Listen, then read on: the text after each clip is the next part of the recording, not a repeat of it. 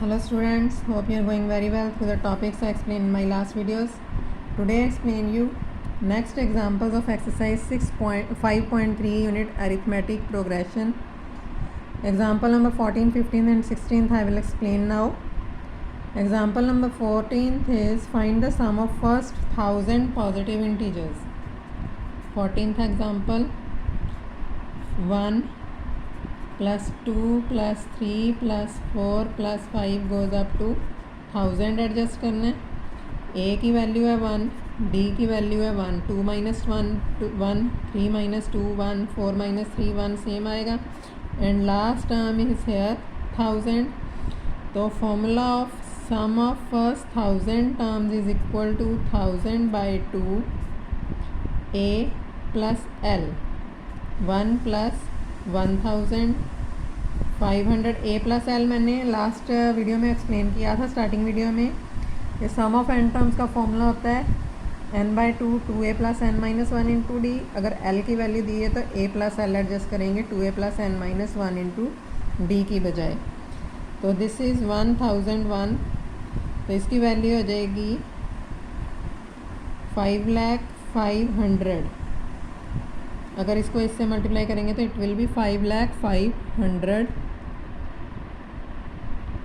This is the answer of this question. B part is first n natural numbers, n positive integers plus 4 goes up to n. A की value 1, D की value 1, last term is n. तो सम of n terms का formula n by 2 a plus l. तो इसका formula आ जाएगा n into n plus 1 by 2. This is the answer of this question. Question number 15 is most important question. इसके according question एक आता ही आता है, ऑलमोस्ट पेपर में 3-4 साल बाद रिपीट हो जाता है. Find the sum of first 24 terms of list of numbers whose nth term is given by an. an is equal to है 3 प्लस 2n. a1 की वैल्यू हो जाएगी 3 plus 2 into 1 that is 5. a2 की value हो जाएगी 3 plus 2 into 2 that is 7. a3 3 plus 2 into 3 that is 9. a4 3 plus 2 into 4 that is 11. तो series क्या बन गई AP series 5 7 9 11 goes up to D की वैल्यू सेम है सब में. तो A is equal to 5 and D is equal to 2. Now we have to find here sum of first 24 terms. S24 is equal to n by 2 2a plus n minus 1 into d. 24 by 2 2 into 5 plus 24 minus 1 into 2. It will be 12. 10 plus 46 12 56 72 7 7 67. 672 is the answer.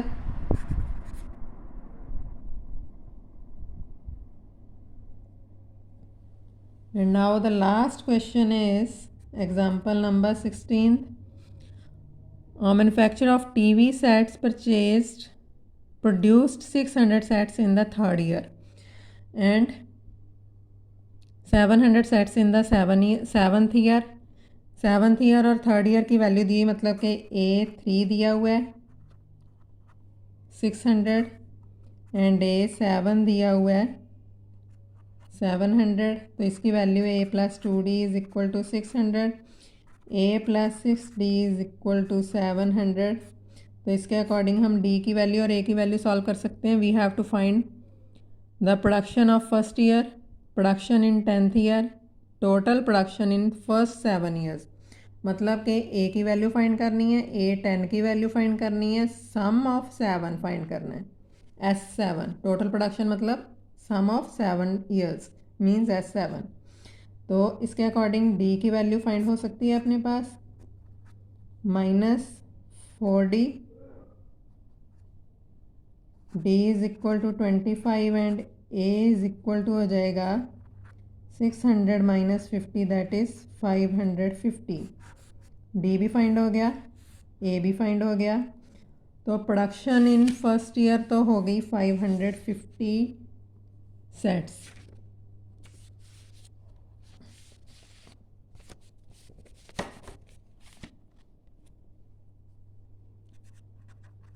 Production in first year is equal to 550 sets. Now we have to find second part, production in 10th year. ये हो जाएगा A10, A plus 10 minus 1 into D, that is 550 plus 9 into 25, 550 plus 225, 775. that is part B का answer है 775 sets. And last is total production in 7 years.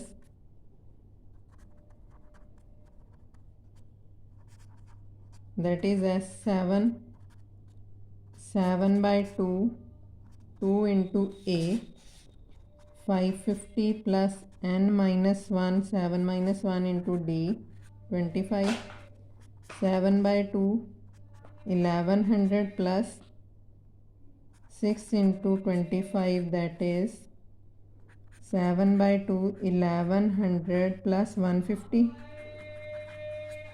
that is 7 by 2, 1250, 625 into 7, that is 35, 3, 17, 1, 4375 sets. This is the answer of this question. According to it, you have to solve the questions of exercise. Till then, thank you.